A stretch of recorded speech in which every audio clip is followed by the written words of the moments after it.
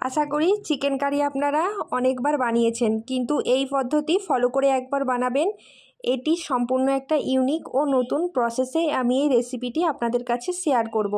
খেতে কিন্তু দুর্দান্ত হয়।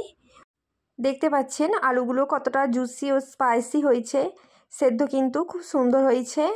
চিকেনটা দেখুন কতটা জুসি ও স্পাইসি হয়েছে। আসসালামু আলাইকুম গাইস, স্বপ্না কিচেনে সবাইকে স্বাগত। আজকে আমি রান্না করব চিকেন আলু কষা। চলুন তাহলে রেসিপিটা শুরু করা যাক। ফার্স্টে আমি একটি বয়েলের মধ্যে পরিমাণ মতন চিকেন নিলাম। চিকেনের মধ্যে আগে আমি মশলাটা মাখিয়ে নিই। চলুন, চিকেনের মধ্যে পরিমাণ মতন লবণ, 2 টেবিল চামচ লঙ্কা গুঁড়ো, 1.5 টেবিল চামচ হলুদ গুঁড়ো দিয়ে চিকেনটা খুব ভালোভাবে মাখিয়ে নিলাম। এরপর চিকেনের মধ্যে আমি লেবুর রস দিয়ে দেব। আমি এখানে একটি পাতিলেবু নিয়েছি। লেবুর রসটা দিয়ে খুব ভালোভাবে চিকেনটা আমি মাখিয়ে নিচ্ছি। দেখুন, চিকেনটা কিন্তু খুব ভালোভাবে মাখিয়ে নেবেন, যাতে মশলা লেবু চিকেনের সাথে খুব ভালোভাবে একসাথে মিশে যায়।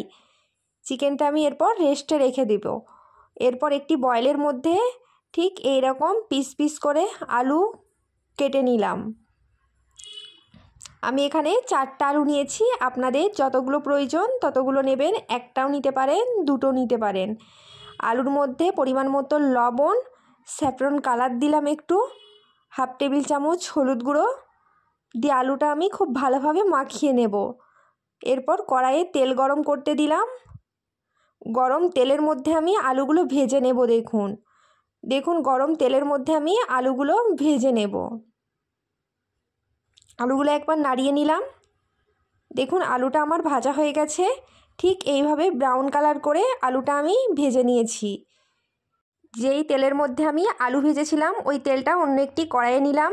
দিয়ে কড়াইয়ের মধ্যে তেলটা খুব ভালোভাবে গরম করে নিয়েছি। ফোড়ন হিসাবে দিলাম তেজপাতা, দারচিনি, লবঙ্গ, এলাচ দিয়ে খুব ভালোভাবে নাড়িয়ে নিলাম।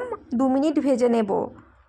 2 মিনিট ভাজার পর ঠিক এরকম সরু সরু করে পেঁয়াজ কুচিয়ে নিয়েছি। কোচানো পেঁয়াজটা দিয়ে দেবো। কোচানো পেঁয়াজটা দিয়ে দেখুন খুব ভালোভাবে নাড়িয়ে নিলাম। পেঁয়াজটা আমি হালকা ব্রাউন কালার করে ভেজে নেব। দেখুন পেঁয়াজটা আমি হালকা ব্রাউন কালার করে ভেজে নিয়েছি। দেখুন পেঁয়াজের কালারটা ঠিক এই রকম রাখবেন। পেঁয়াজের মধ্যে আমি চিকেনটা দিয়ে দেব। চিকেনটা দিয়ে খুব ভালোভাবে নাড়িয়ে নিয়েছি। দেখুন চিকেনটা দিয়ে খুব ভালোভাবে একসাথে নাড়িয়ে নেবেন।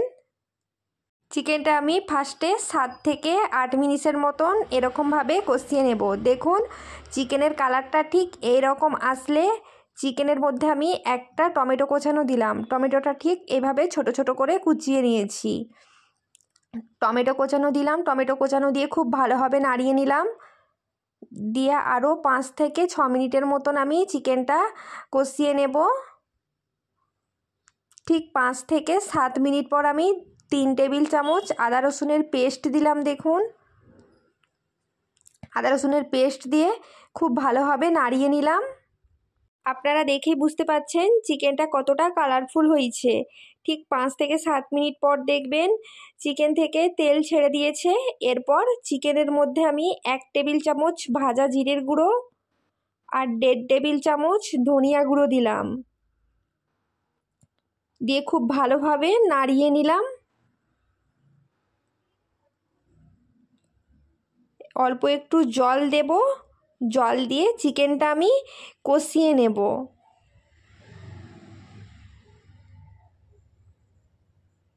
দেখুন অল্প একটু জল দিয়ে দিলাম। জল দিয়ে চিকেনটা আমি খুব ভালোভাবে কষিয়ে নেব।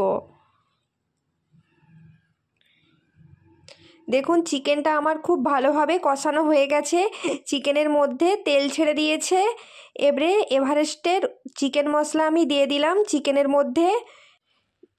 দিয়ে চিকেনটা আমি খুব ভালোভাবে নাড়িয়ে নিলাম, যাতে সব কিছু মশলা একসাথে খুব ভালোভাবে মিশে যায়। চিকেনটা আমি আরও 2 মিনিটের মতন কষিয়ে নেব।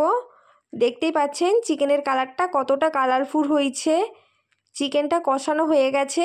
চিকেনের মধ্যে এবারে আমি ভেজে রাখা আলুটা দিয়ে দিলাম। দেখুন ভেজে রাখা আলু দিয়ে খুব ভালোভাবে নাড়িয়ে নিচ্ছি। দেখুন এরপর 1.5 গ্লাসের মতন জল অ্যাড করব।